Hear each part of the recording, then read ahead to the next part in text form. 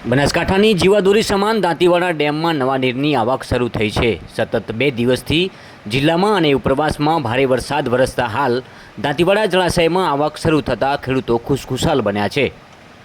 અડધું ચોમાસું વીત્યા બાદ વરસાદના આગમનને લઈને ખેડૂતોમાં ખુશી જોવા મળી રહી છે, તો બીજી તરફ જળાશયમાં પાણી આવતા ઉનાળુ અને શિયાળુ સિઝનમાં ખેડૂતોને ફાયદો થઈ શકે તેમ છે।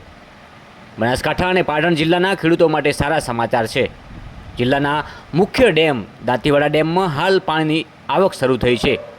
ગઈકાલે દાંતીવાડા ડેમમાં 10,000 જેટલી નવા નીરની આવક થઈ હતી, તો આજે પણ દાંતીવાડા ડેમમાં 1203 ક્યુસેક જેટલું પાણી આવી રહ્યું છે।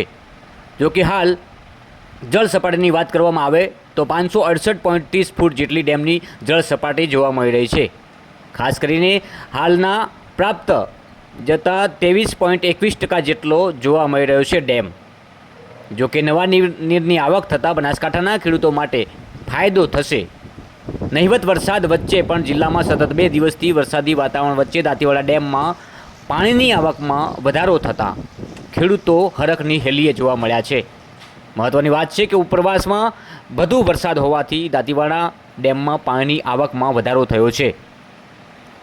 નહિવત વરસાદ હોવા છતાં ઉપરવાસમાં રાજસ્થાનમાં ભારે વરસાદના પગલે ઉપરવાસની બનાસ નદીમાં પાણી આવતા દાંતીવાડામાં નવા નીરની આશા બંધાણી છે।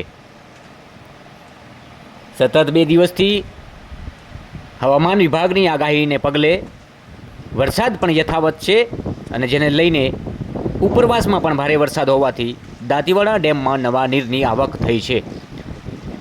જે પ્રમાણેના દ્રશ્ય જોઈ રહ્યા છો, બનાસકાંઠાના દાંતીવાડા ડેમથી સીધા દ્રશ્યો તમને બતાવી રહ્યા છીએ।